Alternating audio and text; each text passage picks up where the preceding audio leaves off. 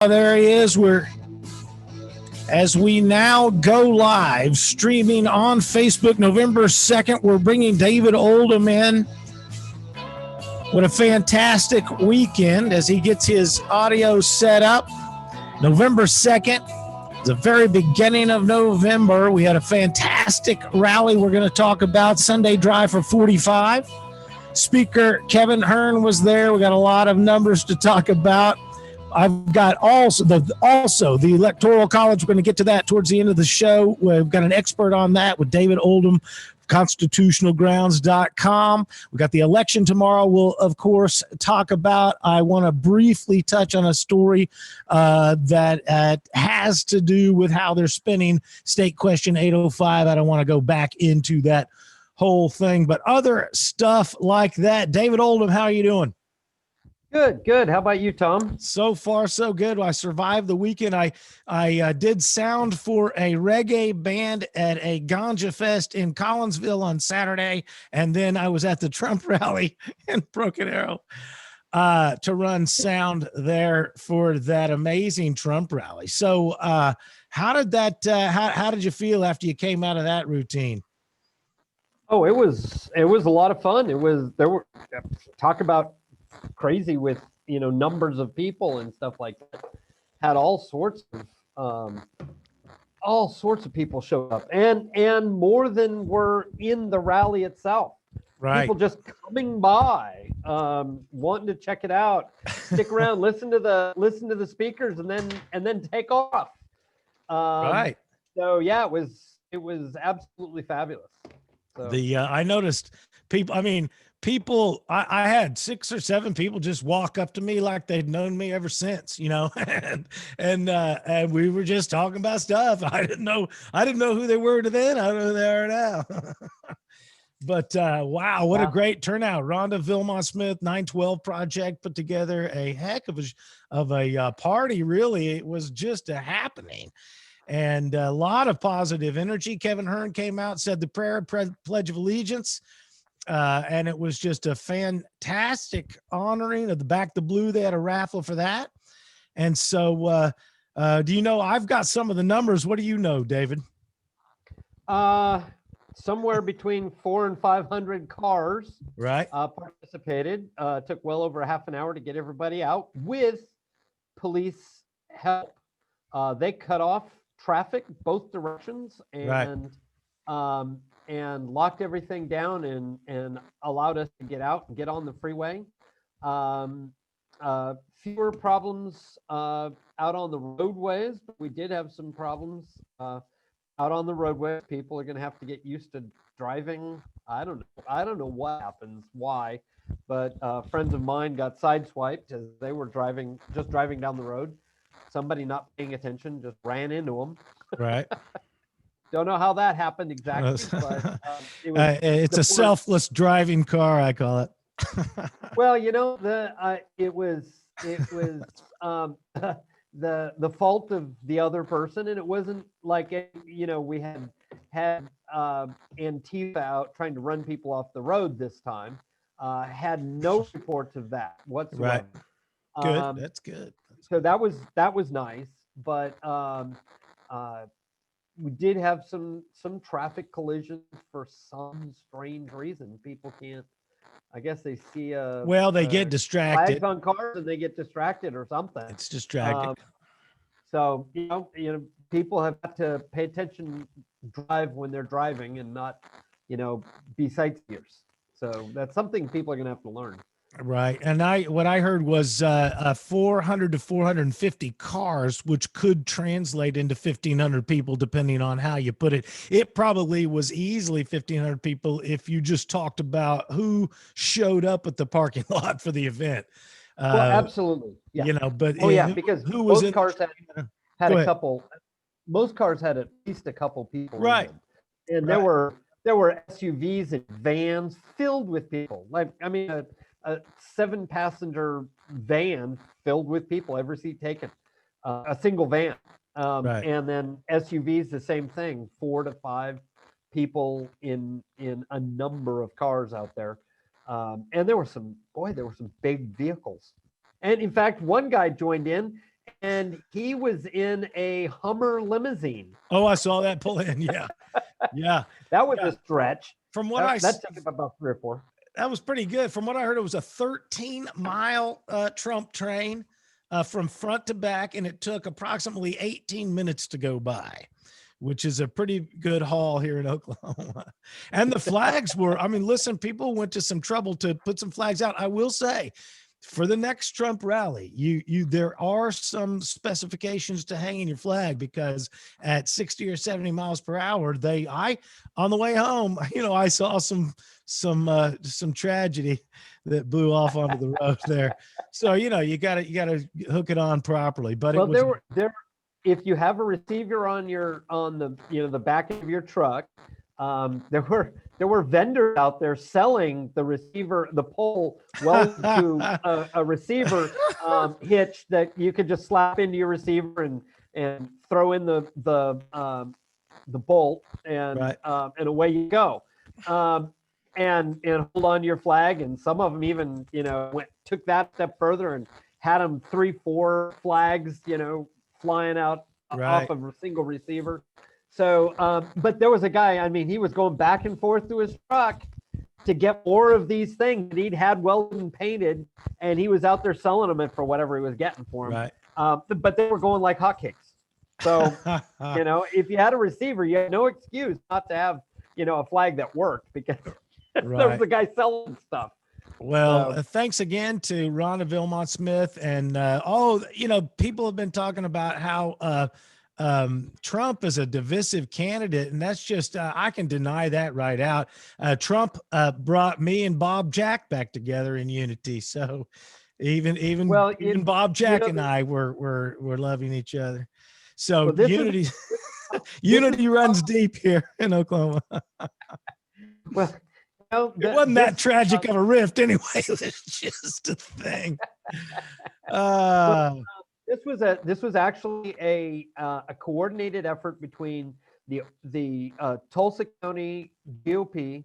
Bob Jack heads that. The Tulsa 912 project, Rhonda Vilmont Smith runs that. Right. And Marcus Neal, and he's the one who really got the caravan started. Oh, we got to get him on the show. Yeah. Marcus Neal. Okay. Well, there you go. After the election, I'm sure we can get him on to talk about everything, because they're still going to continue these kinds of things for other things.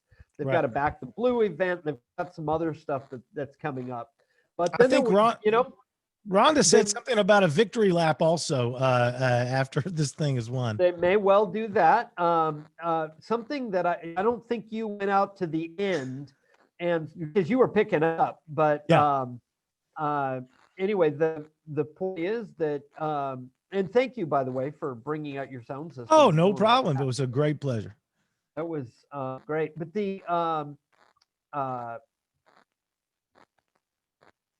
at the end, there was a guy brought out 2 cranes, both of which he put big, giant American flags on, and they had those hoisted up in the air so that everybody could drive underneath them as they came into the property. We ended up with 350 cars, people. And you wound up there. Let's plug the place that you guys wound up at. What was the name of that business? It was the I Don't Care Bar and Grill. Right. Out just east of Catoosa, just off the 412, and so everybody knows it's right when you get to the port and the canal for the Illinois. Right when you get there, just before you get there, on the west side of the canal, is the I Don't Care Bar and Grill, and great people. They were terrified at the prospect of the numbers, but they did a great job. The food was fabulous, and the company out there was top notch. No problems. Talk about no problems. Well, speaking of top-notch company, I want to thank everybody for joining us who I'm seeing out there. Paul Tagg, Christian Bengal, Blake Barber. What would I do without Blake? That's half my show. And Darren Keller's out there. I want to thank you guys for tuning in.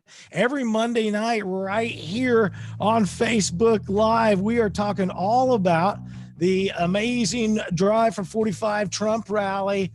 that happened on Sunday. David Oldham is with me as usual from constitutionalgrounds.com. Anything you need to know about the Constitution, you go right there to constitutionalgrounds.com, and you can catch me, Tommy McCay, at Tommy McCay on Facebook and Twitter. And I got an email too. But hey, before we finalize this thing, I got a couple of shout outs for the Sunday Drive for 45. There was a 90-year-old veteran from the Korean War. It was his birthday on Sunday. I got a chance to shout out to 1,500 people out there to give him thanks for his service and happy birthday to him. His name is Jake, and I want to say Dodson. I'm doing my research. I'm pretty sure it was Dodson. It was Jake for sure. It was Korea for sure. It was veteran for sure. It was birthday for sure. 90 years old, Jake. I'm pretty sure it was Dodson. We can check on that. Somebody can correct me on that. But it was you could feel the warmth from the crowd when they realized they had something. It was really a moving moment, just in 30 seconds of saying, here's a guy that actually did it. He's 90 years old, and just today, all the special coincidence of his birthday, his veteran status, and everybody there talking about that kind of thing. The raffle for Back the Blue, once they figured out where the bucket was, they really poured out, to play the game. So hats off to everybody. Oh, and Cameron, little gal named Cameron, played all the music for us. I just I was the sound reinforcement, but she picked the music, and I think she did a great job. When it first started, I said, that sounds like hip hop. And they said, yeah, but it's pro-Trump. Okay. Well, now you brought something up that I was wanting to mention. And that is, I could not believe the number of cars that went by with young people in them playing hip hop. Yeah. Pro-Trump hip hop. So what this is, and this was not remastered stuff or anything like that. No, this is new production of people who are pro-Trump. Yeah, it's amazing. And what that was telling me is we have been fed a pack of lies, because there is a whole group that supposedly hates Republicans, hates Trump, hates all of this, who's making music and commercially successful at it. And I just don't see where, what we've been told is so god awful true.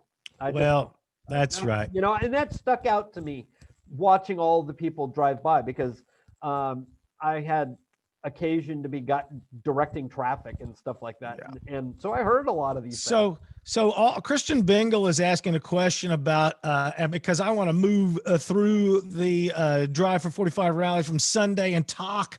I do not want to reopen the entire thing about state question 805. I am going to read a story from touch on a story from the Tulsa World, Randy Crable, and read a couple of quotes out of that and draw another conclusion from that story. But real quickly, Christian Bengal is asking, did David say, and I'm assuming he means Oldham, because I always get him confused, is Oldham for 805? Question. Oldham.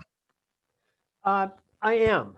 Let's put it this way. I'm for the reforms. I never like using a constitutional amendment to correct unconstitutional statutes. The statutes as they stand right now, the enhancements are unconstitutional, and they have to end. They need to put any enhancement within the range and leave it to the judge and jury who have heard the case to give their recommendation on the ranges. Christian's head just popped on the internet. Well, it's okay. So again, I am for it. But if it fails, I hope that we will all work together to get those reforms done in a way that other people find perhaps better, and I would too. That it would be done statutorily. So for just so I can put my 2 cents worth in and move into the story and out of SASQ 805. I understand that there is a biblical and constitutional justification for the death penalty. The reason for any time I've ever been against the death penalty is because I didn't trust the people who were running the guillotine. It's never Sure. been on principle. And that's why I disagree with 805. It looks like a cluster F of nothing but it's feed for the piranha of the lawyers that nobody can even understand. Even Norma Sapp was talking about, I can't believe these people don't understand it. And on the news, every top and hat, people are confused about, they can't even understand what the thing is. When they go to town to argue it, it's just going to be a lawyer fest is all it is. Yeah, and they're doing well, a constitutional amendment on top of that. Well, why don't we just decapitate it and call it a duck? But here we go. Supporters from State Question. This is from Tulsa World, Randy Crable, October 30th, 2020. Supporters of State Question 805 slam foes fear mongering. Oh my. Or of reform petition. Now, the proponents of, this is from the article, proponents of sentencing reform measure on the general election ballot pushed back against on Thursday against an opposition campaign they say exploits fear and misinformation. Well, nobody does that these days. Dr. Dart. Quoting Reverend Rodney Goss, I'm discouraged by the manipulation, the misinformation, and the misinterpretation, especially by people in high places who I call friends, the pastor of the Morning Star Baptist Church said. He continues, I watch them on these television commercials using fear-mongering. Like so much of the politics today, scaring individuals into those coming out of prison are monsters who have raped and ravaged their communities, Goss said during a press conference, Fellowship Congregational Church. Now, without getting back into it, they go on to say that the advertisements that are opposing the state question go too far. Some are particularly upset about a television ad, they say, compared to the Willie Horton spot from the 1988 presidential campaign. There are a few of us who know about that. For those that you don't, it says from the article in 1986, Horton committed assault, armed robbery, and rape after getting out of prison on a weekend furlough. At the time, Horton was serving a life sentence for first-degree murder. The ad was, this is the point I'm trying to get to make my comment. From the article, Randy Crable, Tulsa World. The ad was and is, speaking of the Willie Horton ad, the ad was and is widely regarded as having racist undertones that played on the white voters' fears of black men. Now, that sentence is declarative. It's not a conjecture that perhaps there are fears. He's stating, and he may be correct, this is no stab at Randy, he's stating what he considers to be the fact that it may be, that it is widely regarded that way. But look how it is widely regarded that they have accepted that white voters fear black men. My comment was one's presumption that white voters have fears of black men can objectively be regarded as having racist overtones played on a progressive socialist media narrative. Widely regarded as having racist undertones that played on white voters' fears of black men is nothing shy of racism. Oldham, where am I? I agree that I wish everybody would just argue. Can't we all just get along? Well, I wish everybody would argue proper governance and quit getting into the using race. I mean, it's sickening that one, white voters would be fearing black men. Two, right. Two, that white men are using racism either direction, and it's sad because Randy is correct in that, and the Reverend is correct, because these men have come on, these elected officials have gone on TV and they have wholesale misrepresented the very essence of 805. They're saying it does something it does not do. And so I hate liars. I hate people that misrepresent, and it's not okay just because it's an election. And I just hate that. Let's talk about the reforms. Let's talk about whether this is the proper reform or not, but let's get down to reforming our government. And let's get to that work. And let's be honest about it. Again, I say that, and this is no foul on Randy Crable. What he's recognizing as a proper writer from the Tulsa World is that the truth is that the Willie Horton ad has been highly regarded as, okay, and that is absolutely true. truth. And what I'm pointing out with his story as evidence is that this is a widely accepted racist point of view. The concept that white voters fear black men is exactly. It is stereotypically racist at its base. It's ridiculous. Well, the assumption that white voters fear black men is racist. Thank you. I'm done. Yeah. I mean, that's that as shallow racist. as I was on that. if there are white people that are afraid of black men, they are acting racist as well. They need to get over it. Right. Certainly, if it is just a racial thing, just a color thing, a looks difference, it's like it's prejudicial. Let's get beyond that. And that I agree. I want that all gone so we can actually have a proper discussion. Well, and sometimes it's not. They go by what is colloquial understanding as opposed to legitimate reality. Even I got caught up in it with the legal definition of whatever word it was, as opposed to it had to do with violent crime. Right. So it's a legal definition versus a colloquial definition. Sometimes before we get out of this, Michael Bates had a great thing. I'm going to see if I'm able to share this. Tell me if you see it when it happens. You should be seeing it. So this is from Bates line, Michael Bates. Thank God for him, or we wouldn't know what happened before. If you ever want to find out, tune in, see what he's got. Michael Bates at Batesline on Twitter. 2 out-of-state leftist groups contributed $6.3 million in support of State Question 805, the proposed constitutional amendment that will allow temporarily inconvenienced career criminals to return more rapidly to the vocation of victimizing their neighbors. So if you want to find out more than that's a pretty good write. The thing is, this is what I was. Here's the thing. I'm going to leave this up for a second while you talk, so people can tweet it down. Here's the thing. What needs to happen, and the reforms that need to happen, is that when a jury sets a time for somebody to be in jail, the DCS cannot just arbitrarily change that on them. That's what people are most frustrated with, and why they want the enhancements is because DCS ends up doing something else entirely from what the jury and judge ruled.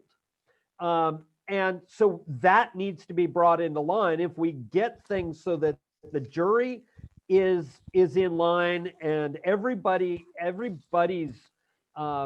being heard on the issue and nobody's acting arbitrarily outside of their scope, then I don't think we have the same kinds of problems and the same discussion that we're having right now on 805. And then it doesn't matter whether it's leftist, rightish. Right. That's true. I mean, that's one of the things I like about this show is that we're all over the board according to chasing down the truth. I mean, also, I'm trying to get out of the story as best I can. State Representative Regina Goodwin called it despicable and said she was shocked to see it in 2020, emphasis added by me. You don't have to go back very far, said Chris Steele, who we had on the show, to know that virtually every criminal justice decision in the legislature is based on fear, emotion, hyperbole, and anecdotes. And I got to say, that is probably one of the most hypocritical things I've ever heard coming from him on this particular instance. Everyone, they called him poster child, and that the poster child represents a picture of a person that gives you a fear attached to an emotion with a hyperbolic sense of urgency, according to an anecdotal one person had a bad day thing. And believe me, I am still underrepresented in the NFL, and Joe Biden has done nothing about it. But again, he would shut it down. You wouldn't even have your NFL if he had. What if I wear a mask? He wouldn't be able to go. Oh my gosh. Well, here we go with some more 3D politics every Monday. We're going to move into the lower enrollment. But first, you know how to find us right here on 3D Politics Facebook and on Twitter, Tommy McCay. And of course, David Oldham, constitutionalgrounds.com. You can go out there and check him out anytime you want. He's doing some fantastic work getting the word out for the Constitution to all of the states to where it's easily accessible by each of those people in the population there. So here is a story from KFAQ, October 29th, 2020. This is a school, my love, the public school districts. Many districts report lower enrollment amid learning from home challenges. Now, before COVID, what was the main squeaking wheel of the teacher? Too many what and how many what?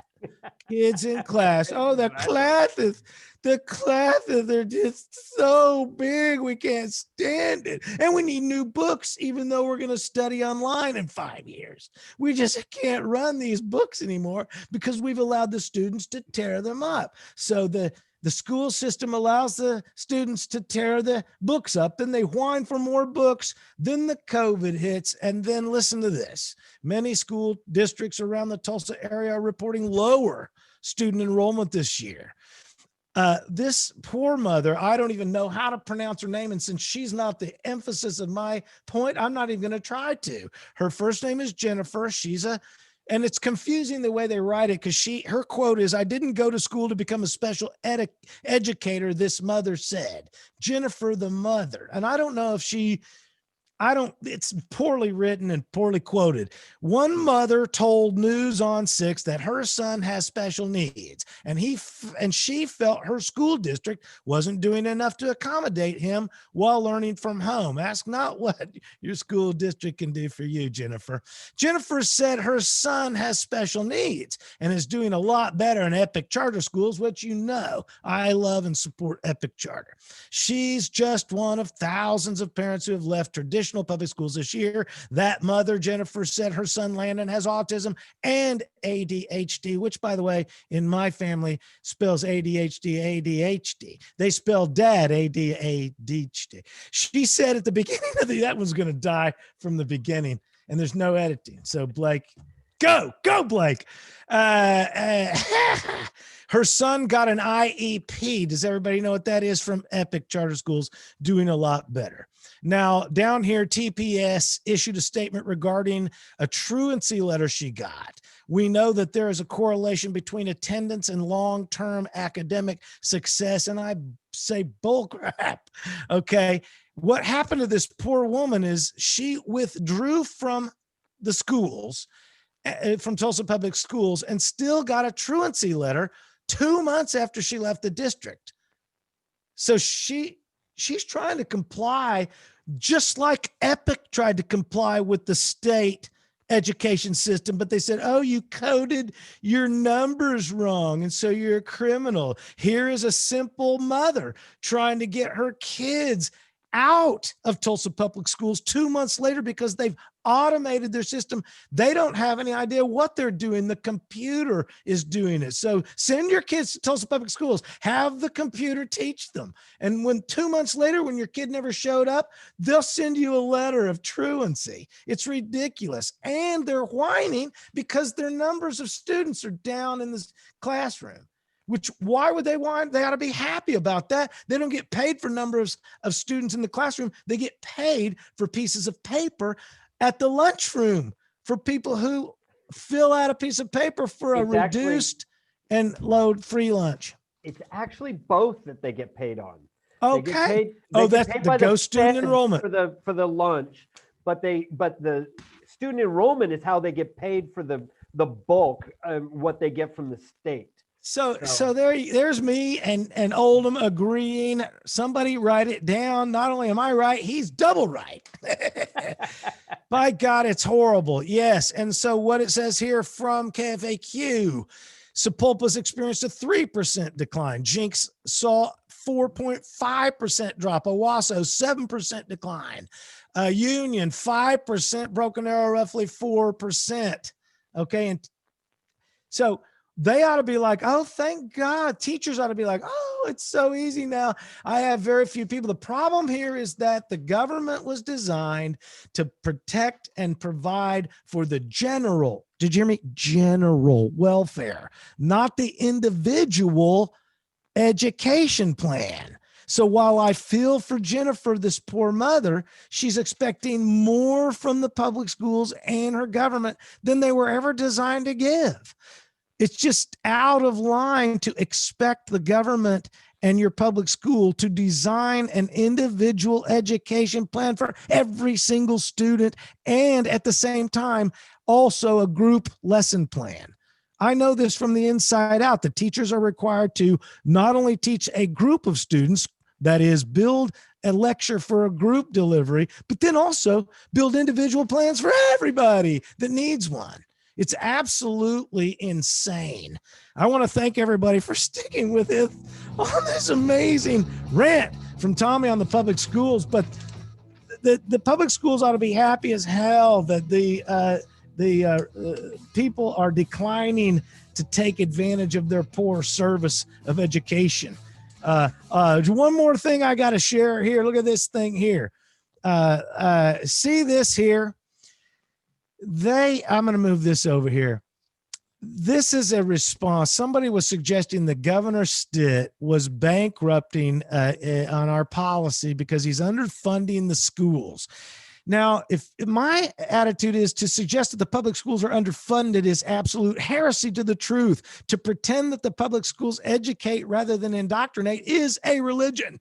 It's in the public schools. Get religion out of the public schools. Behold the numbers behind the trend, and here they are. From 72 to 2012, the SATs flatline. See the little gray line? Flatline. Not one single shred of improvement to the dotted line, which is number of dollars per student pupil. We have been blowing money out the wazoo per pupil and getting literally zero effect for it. So this idea, this is what I was saying from the story where they said Tulsa Public Schools knows that some particular amount of time spent in class means no, it doesn't. No, it doesn't. All these people were attending all this time, totally flatlined.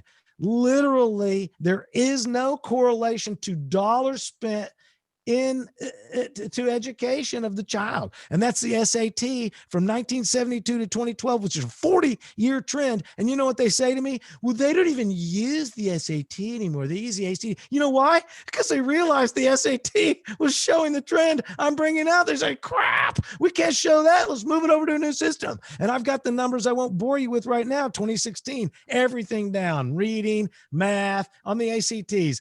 Science, the rest of it. The public schools have failed us for 100 years. That's why the children today are rioting instead of understanding private property ownership. Those, my friends, are the stories about the lower enrollment woes of the districts and the public schools. We're going to move on to the COVID. Are you hanging in there, David? God dang, it's a horrible, horrible show as we hang on for dear life. But we're going to talk more about the COVID, and this one you're going to have to really usher me out so we can move into the Electoral College. But every time they disrupt my regular programming with some bull crap from Dr. Dart and the mayor and the Keith, who really puts the Karen in the commission for the county, whoa! She is just making sure everybody's there, and Dr. Dart's going to attend every party you have, or one of his minions will. Either way, Tommy McCay or 3D Politics Live. We appreciate everybody who's showing up. I can't even cover everything Blake throws at me during the show, so I just got to roll it. But I want to thank David Oldham for being here, constitutionalgrounds.com. We're going into the COVID thing. Let me just start it off with, let's see if I can make this thing happen. And this time we want to share a computer and a video clip, and we're going to try to bring up this thing here. This is about 4 minutes into the latest CDC update. This would have been, I guess, about last week sometime, but here it is. prevention is the new utopia, according to Dr. Dart, who I cannot believe anybody takes this guy seriously. The most the most objectionably unreasonable entity of city government is the health department. And what we know is that from the health experts themselves, they say, oh, medical science changes every day. We learn something every day and it's new, and we'll switch our meaning and whatever we're going to tell you to do every day based on the fantastic differences that we learn every day. And that's why we should never do our governance according to what is medical science. Always do our governance according to political science. As you can see, if you look at our zip map or heat maps on Here we our go. website, the virus is not limited to just one part of town. It's spreading very efficiently between people. And frankly, the upward trend of hospitalizations is starting to be very alarming. Now, I'm going to stop and go on this. Just bear with me. He's talking about the fact that him and the mayor, along with, don't forget who's in with the mayor now. Who's the new guy in 4 years? Greg Robinson. No, Greg Robinson is in with the mayor and Dr. Dart. This is my conjecture. I have nothing to base it on but my pure psychic 100% ability. But remember, they're talking about zip codes, data-driven, and colors. So the children will know if any zip codes are green or orange or red, David. In public health, we speak about the importance of prevention. We aim to prevent flu, prevent obesity, prevent heart disease, prevent smoking, and prevent this virus from inflicting any more harm. Yeah. See, the new utopia is prevention. Abortion fits in perfectly. You're going to prevent all that problem by aborting the child. We're going to prevent everything by keeping everybody in their little matrix box. You know what's true also, David? If everybody would do it exactly like I tell you, I'd make it work too. If we're going to prevent the spread of this virus, stop it for a it's second. time to get Okay, serious hold about on. prevention efforts.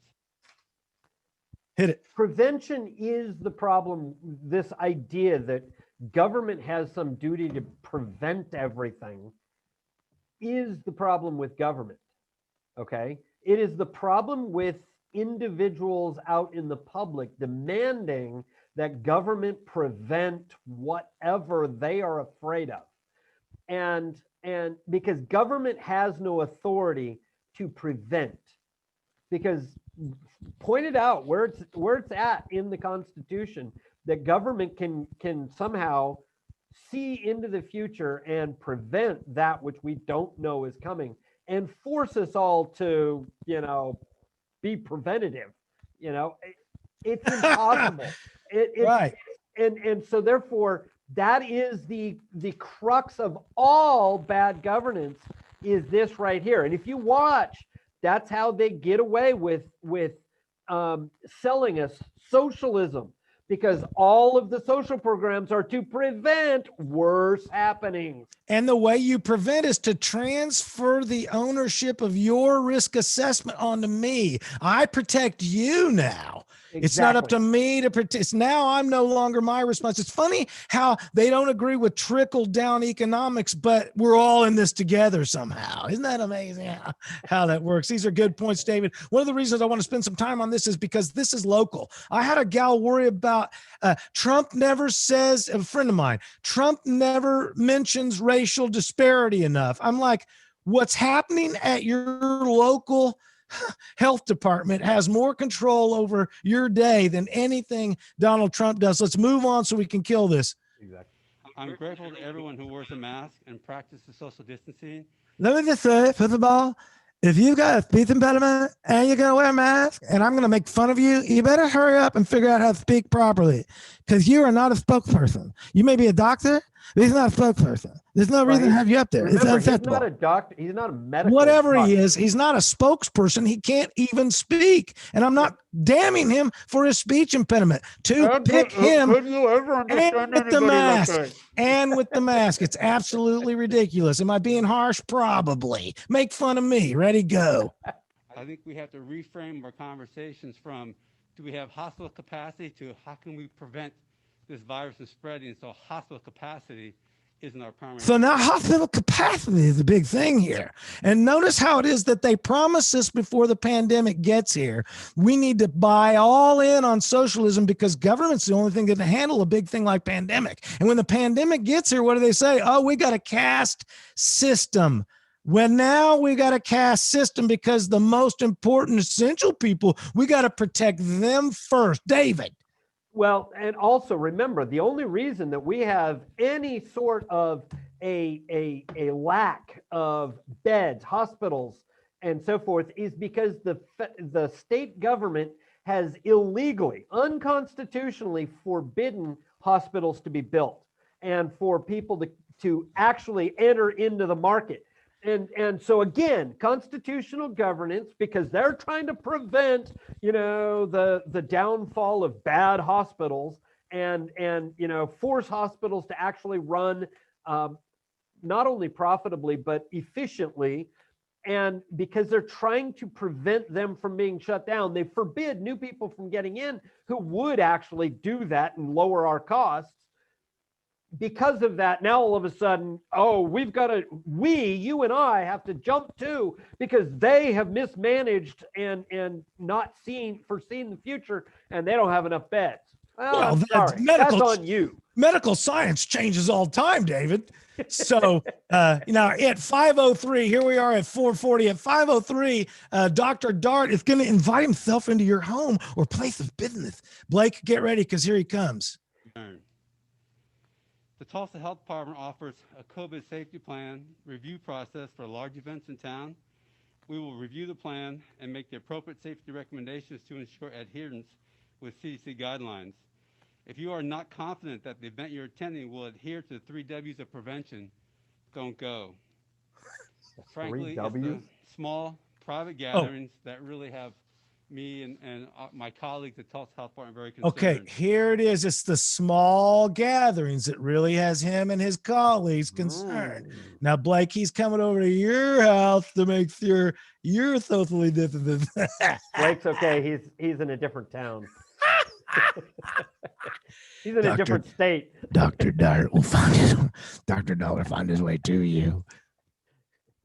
Especially with the holiday season approaching, the smaller gatherings at home, at the office, or other enclosed spaces where people have a false sense of security and do not wear masks and gather in close proximity with a few friends or extended family, these settings have been proven to be high-risk settings for transmission. Okay, you can't even understand the poor man. Okay, I'm sorry that they put him. He's like Joe Biden. They put a guy who has a speech impediment out to be a spokesperson. It's cruel. It's like, stand up, Jimmy, or whatever it was Biden said that time to the guy in the wheelchair. It's really embarrassing. He's talking about high risk settings, like, David, when you're at home with your wife and children, that is a high risk setting, according to Dr. Dart. Okay, I'm sorry, but this is out of line for governance. He's not even elected. He can't speak. He's unelected. And he's telling me what I'm going to do at my Christmas party. Let's try to move forward. He makes what I want you to help me with the numbers. Later here at 5:34, he talks about 60% of the cases are in the 18 to 49 age, right? But then Dr. Dart, here, let me get my stack of stuff. Here's the Maharashi taught us. So from a story on KTUL by Corey Smith on Tuesday, October 27th, Dr. Dart is quoted as saying, most new cases are still being found in the younger age group, 18 to 35. He urged people to avoid gathering of more than 10 people. But I thought he also said that the schools are where I think he says, yeah, at 5:34, he says it's where the schools are. Let's hear him. Individuals aged 18 to 49 now make up nearly 60% of all cases. 18 to 49 are not in the schools. Do you hear what I'm saying? He says in either this interview or in another interview that the 3 places it rises are the old folks home, to say it politely, and the prisons, to say it more politely, and schools. But 18 to 49 carrying 60% of the cases. How could you get the other 2/3 of the high risk settings? He calls high risk settings the prisons, the nursing homes, and the schools. But 60% of the cases are 18 to 49. So how could the schools rank? See what I mean? Am I confusing it?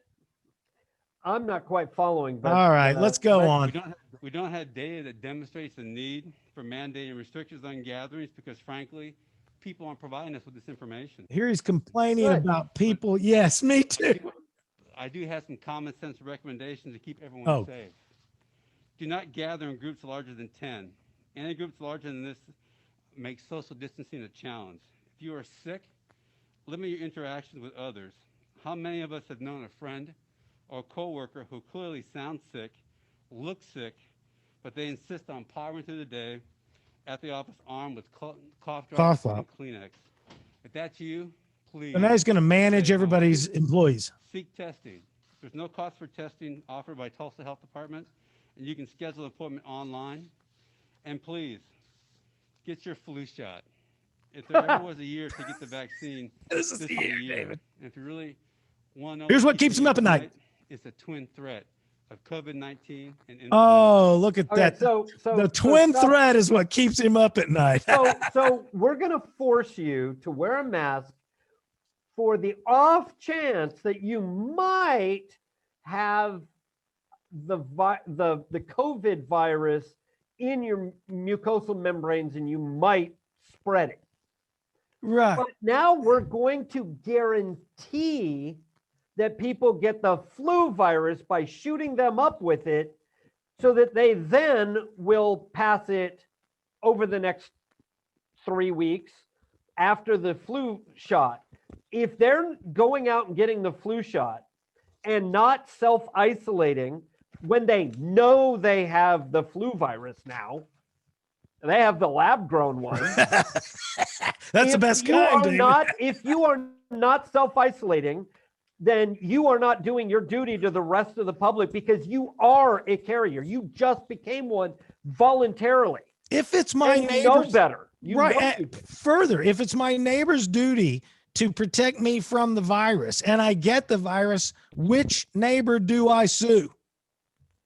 Well, the idea is you got to sue the one that's gotten the flu shot and then gone out and given it to you because they sneezed on you after they caught it.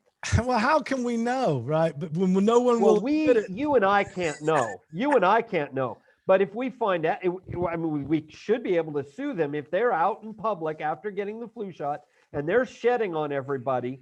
Then we should be able to sue them for any damage that results from. Well, really, it's the city, isn't it, taking responsibility? Both.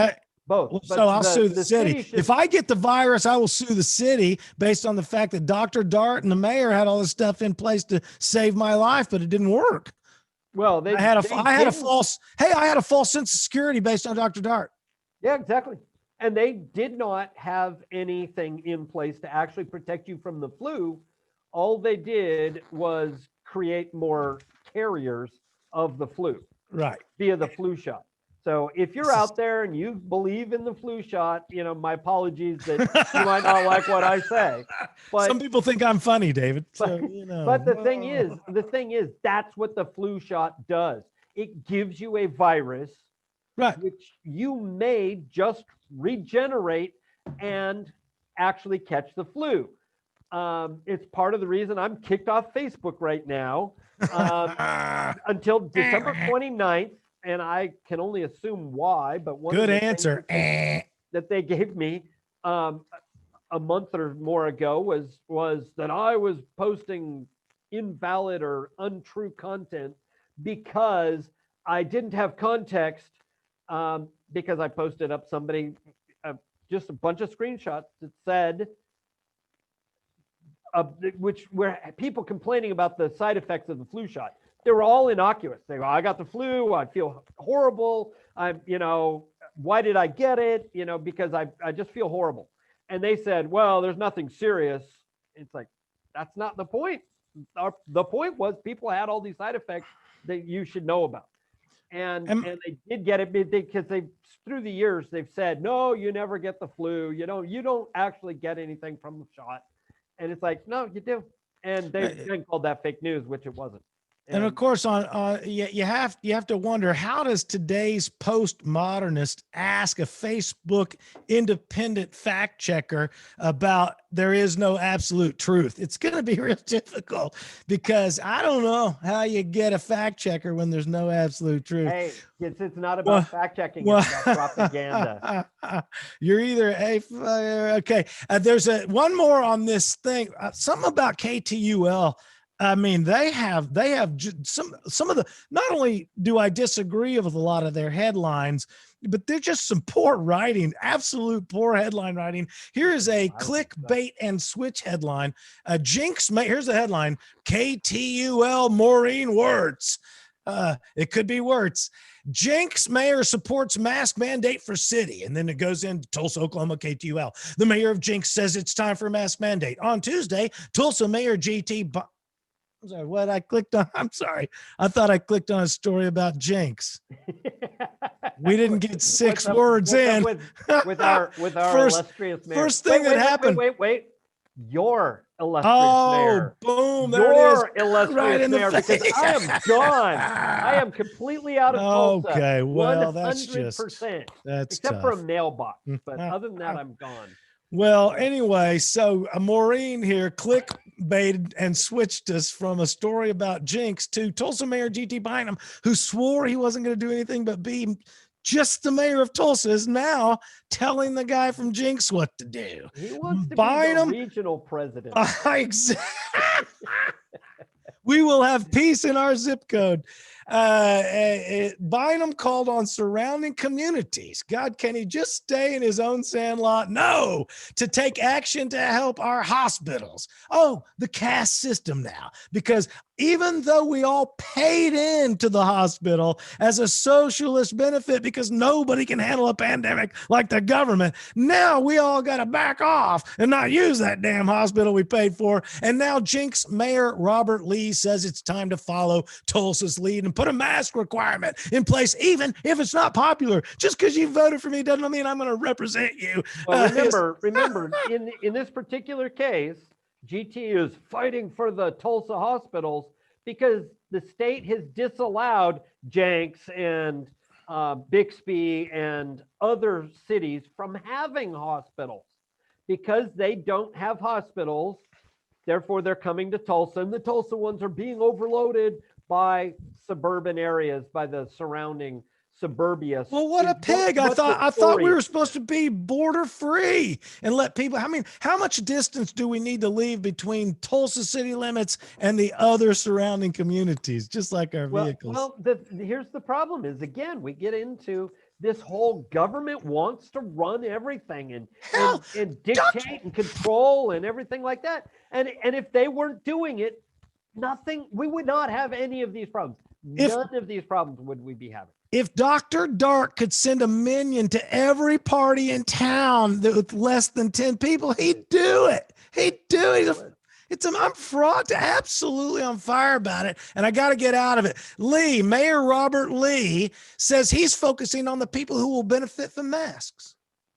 Well, that's totally subjective. Who benefits from masks? Where is the placebo effect data on masks? Where is the control group science on masks? There's literally no science on control groups. And yes, don't correct me, David. I'm on a roll. No, it is in the exact same location as the placebo group control data for vaccines. Exact same place. Well, they haven't done one for masks, not for city-wide mask control. Yeah. No, there's no. Did you know they haven't done for a city for vaccines either? Oh, I get it, David. You're so sly. As a comedian, I write them, but I just don't get them. And certainly not for the combinations that they give all together. All at the same time. No, it doesn't exist. And Tom, this is the point: is we're just supposed to trust government and go along. Well, this is America. We can say no because government does not rule us here.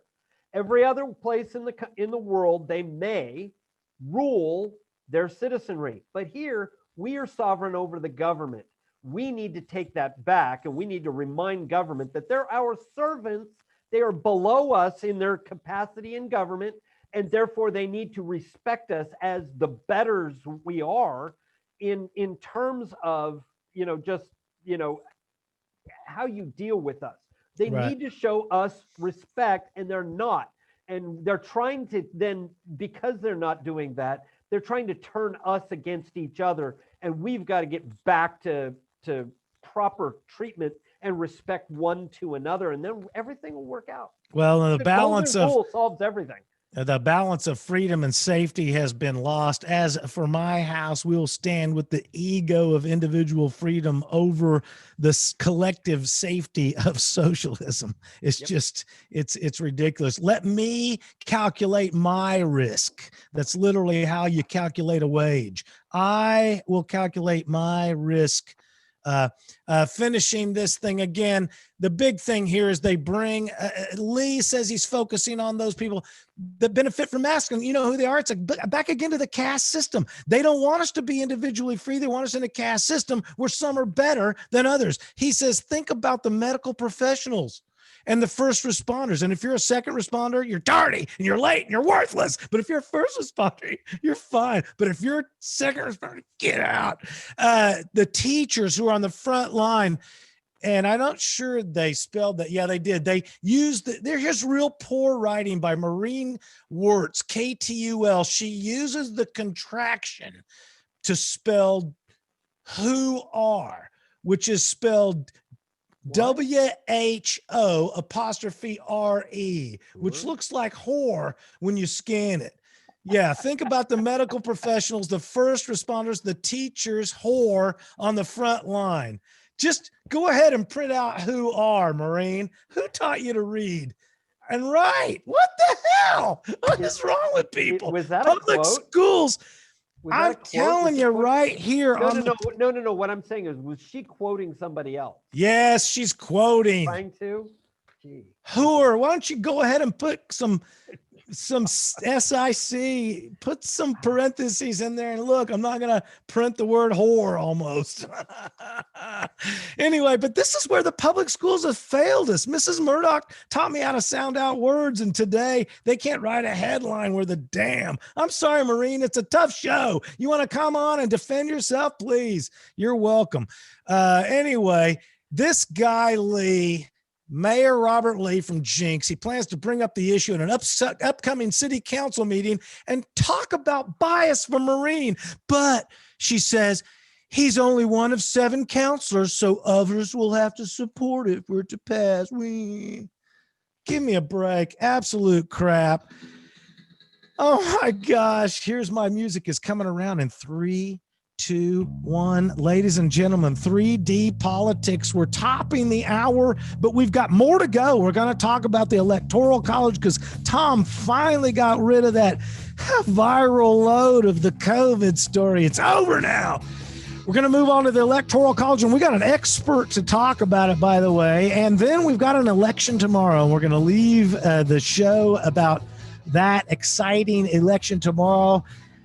We started with the Sunday Drive for 45 that just blew it out, and we're going to wind up the show talking about the Electoral College and the election tomorrow. David Oldham, constitutionalgrounds.com with Tommy McCay, your fine host, your perspicuous pirate, the plunderer of conversation. That's right, your verbal Viking. I've got a lot of them figured out. All night I stood up.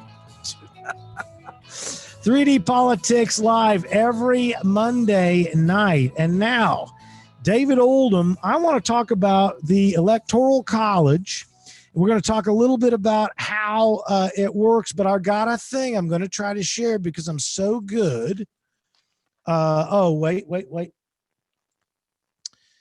We are going to share this clip of Hilary Clinton. She is going to join the Electoral College, and here she is on, are we sharing? I think we are. And so this is from a Patriot Project, who got it from Jared Harris, the Western Journal. And this is Hillary Clinton talking about the Electoral College and how she's going to get in on it.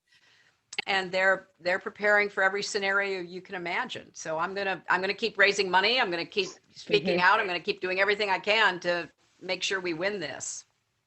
Oh, and I'm an elector. I'm an elector in New York. That's important. I'm an elector.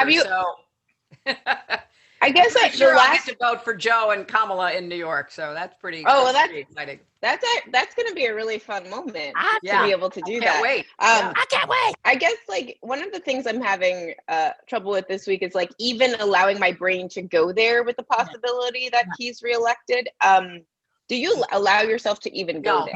I don't. Okay. Yeah, I always stop myself. I stopped myself too because I did a podcast with Kara Swisher, and she asked me the other day. Yeah. I said, Kara, I'm not going to think about it. I cannot imagine that he would be reelected after the damage that he's caused, and I can't imagine 4 more years of this abuse and destruction. So no, I don't think about it. I refuse to. I won't even think about it. You gotta admit that's some pretty good stuff. But I gotta say that she's a little bit ahead of herself, declaring she is an elector. No, she's an elector nominee. She still has to, they have to win. The Democrats have to win New York in order for her to be the elector, unless she knows that the fix is in already. But she is not yet an elector. She's just a nominee. The people have to elect her. And that was the only thing that I picked up on what she was saying.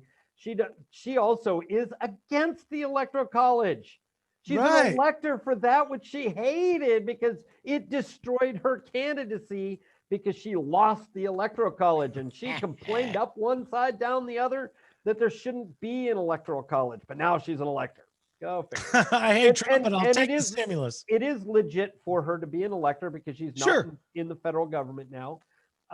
And so she can constitutionally be an elector, but it's just hypocritical that she would have anything to do with the Electoral College whatsoever. She was just for proper hat tip. Clinton told the hosts on Signal Boost, Zerlina Maxwell and Jess McIntosh, and then she cackled like Harris cackles. And then so I'm an elector off on her broom.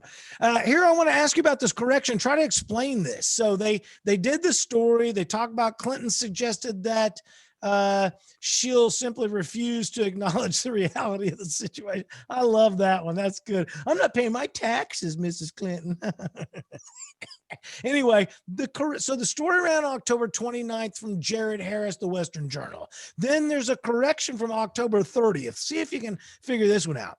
This article originally misstated how the Electoral College system works, suggesting that Hillary Clinton could be a faithless elector and vote for Joe Biden even if Donald Trump won the New York State's popular vote. In fact, Clinton is a Democratic elector and will thus only have the chance to cast her Electoral College vote if Biden wins the popular vote. If Trump wins, then a separate slate of 29 Republican electors will cast the state's Electoral College votes for Trump. We apologize for this error, and we swear it's not fake news, and have updated our headline to be more clear about the next time we screw up some damn thing. He's not quite as quick on the ball as me, obviously, because apparently I picked up right on it, but it took him a day.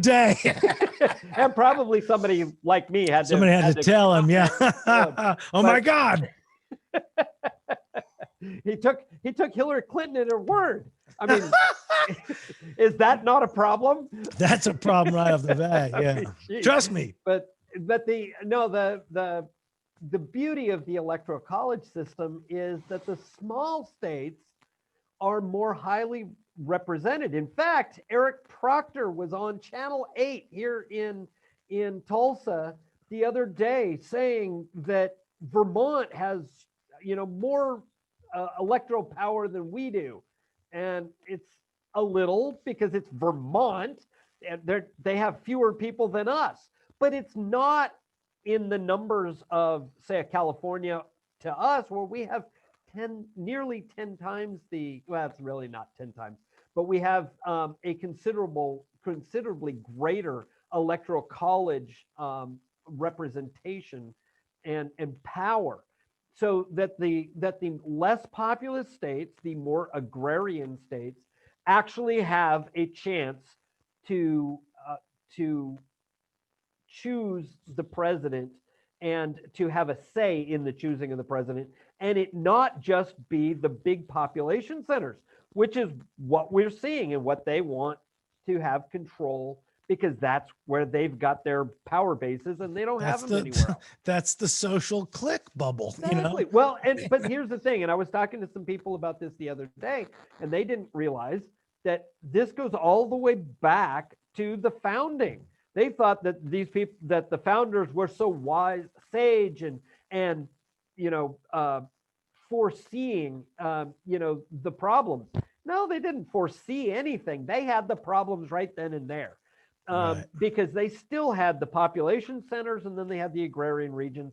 They had to figure something out that would allow everything to work and everybody to have representation, and not have the cities dictate to the outer areas. And so we end up with this. If you don't like it, win over not only suburbia but the countryside. Well, and you can win. Am I right in suggesting that the Electoral College is the minority vote at the Yes. It's literally the minority vote. So people who are the minorities and women somehow, even though there's more of them, how is it that that's another show? They say women and minority. There's more women than there are men. Okay. And I know the whole story. There's more men that are born, but the mortality rate on infant babies is greater for men. So we wind up with more women. Why do you think women settle for less when they get married? Sorry, David. I didn't mean you. I meant me. President company excluded. The point is they're not a minority. What in the hell is wrong with people?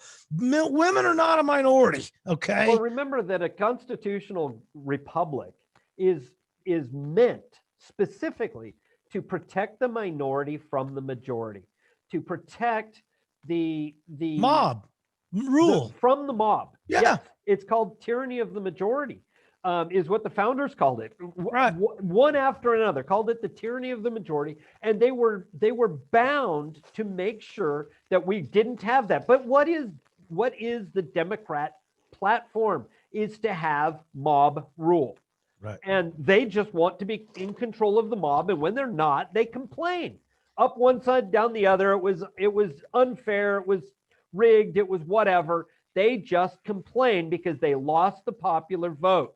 They're really not about democracy. It's about who their people being in power. And if it's not, and getting to rule over the rest of us. And if they're not, then they're upset. And they just scream bloody murder or whatever. Right. Any feminist who is just a communist in a skirt, but any feminist who is in favor of getting rid of the Electoral College is literally in favor of getting rid of her own protective voice. It's absolutely ridiculous. It actually is. I mean, the mob would vote her on the island to stay. If it was a mob rule, the women suffer the greatest. It's literally ridiculous. And look how the socialists have spun the census advertising. The census brings back dollars. What do you mean? That is not the old. I'm sure it ties in, but it has to do with the balance of representative power in the House, doesn't it? Well, that's what it's supposed to be. But because we have so much socialism right now, what they want is that stolen money to be brought back into the state. And so they're using the socialist aspect to get the socialists out to get represented because they want socialism to win. And so, yeah, I mean, and back real quick to the electoral Please, college. yeah, it's all very confusing. Well, remember the electoral, when you go to the polls tomorrow, or if you have already voted, look at your ballot for president. It'll say Donald Trump or Joe Biden, and it will have a list of names underneath. in small print. Those are the people you're actually voting for. You do not vote for the president. There is no popular vote for the president. What you are doing is electing the member for your area. For District 1 here in Tulsa County, it is Rhonda Smith. Rhonda Villamont Smith is the Republican elector. I do not know who the Democrat electors are. And then there are representatives or electors for each of the other House seats around the state who represent their areas. And then there are 2 for the Senate members. And that is, so we have 7 electors, and you will end up electing a slate, either Democrat or Republican, who will then cast Oklahoma's votes basically the way we have told them to vote. Now, constitutionally, an elector is charged with the duty to elect the president. And when you read the Constitution, and this particular passage has changed 3 times, okay? And so although there have been changes, actually there's a 4th change as well, but it's really changed in a major way 3 times. And but the elector's job is to vote the person they believe would be best for president. Now, it's been a long time that since the electors have voted just on their own and voted somebody in that wasn't running, okay? It's been a very long time. But that is possible, and everybody could end up being a faithless, what they call faithless elector, which is a made-up term. All it means is the elector is doing their duty, they're representing you, but they are electing who they have determined to be the best for the position. It's a very Presbyterian concept. They're bound by their own conscience. Go ahead. Correct.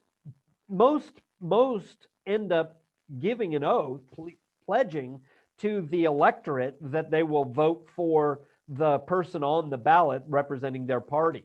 And so generally this faithlessness is misplaced. And certainly there is nothing faithless about it, because you're representing an elector. There is nothing that limits them on how they go about choosing. That's why you have to make a good choice. Right. But everybody just expects them to do what I said. And in other words, well, so I want to ask a question right there. I've often damned the incumbents, whoever they may be, based on the fact that they will complain, I had to go up there and do the right thing. And I'm thinking, no, you had no decision to make. You are a representative, not a thinker. Go up there and do what I said. You know, I'm not looking for you to think. I want you to go. So this gets us into the problem with the elector. So if I've been hired or elected to represent a group, and I'm supposed to pick, and the group says, pick this person, and my conscience that I'm bound by, does my conscience rise above my pledge to represent? Well, if your conscience is number 1, constitutional, and then number 2, that your conscience, if you've pledged to represent and vote for a particular person in order to get elected, to become the nominee for, in this case, elector, then I would think that your conscience should be bothered if you don't keep your word.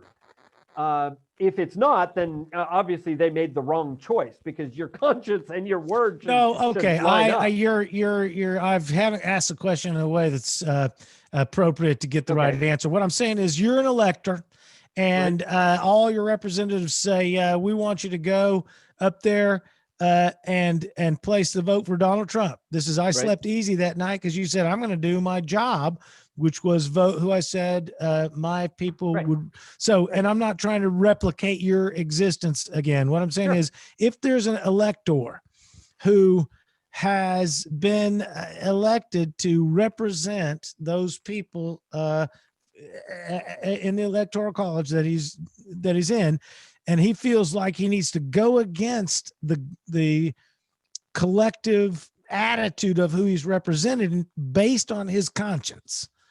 Right. That is, if everybody wants me to vote yes on Hitler, but I just know it's the wrong thing. So what I'm saying is, when does your duty as representative rise above your conscience for doing quote unquote the right thing?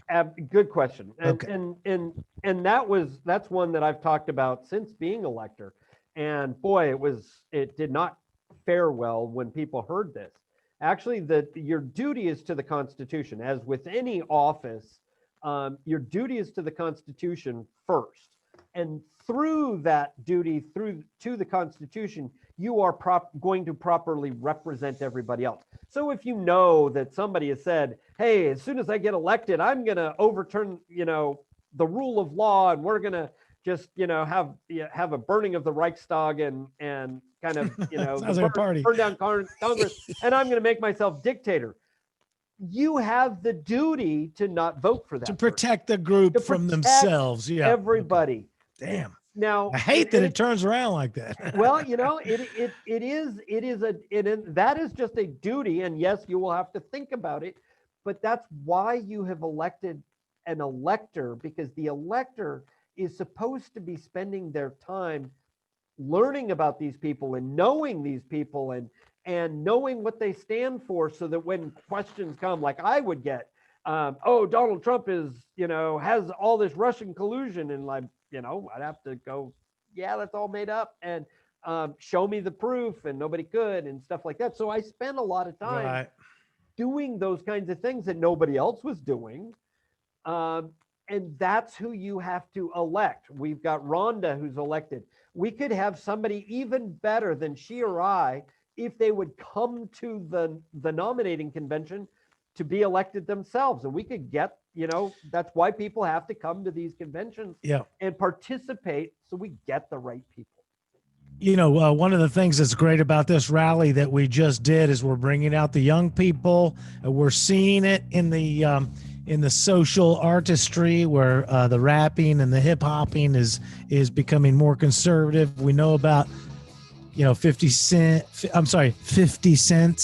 He these people they may not understand capitalism according to the technical edicts, but they sure know what private property ownership is when it's their private property. Kanye and others.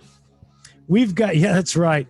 We've got, we're finishing out here with a 3D politics. Tommy McCay, your fine, plundering conversationalist, with David Oldham, constitutionalgrounds.com. We've got an election tomorrow. We just are wrapping up our discussion of the Electoral College and the conscience of the elector versus the representation that's required by the position.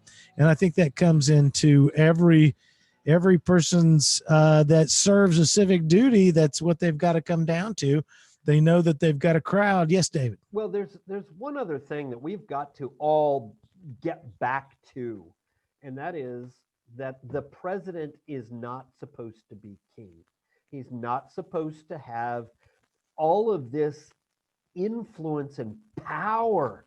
He's supposed to be an administrator, really a weak member of government.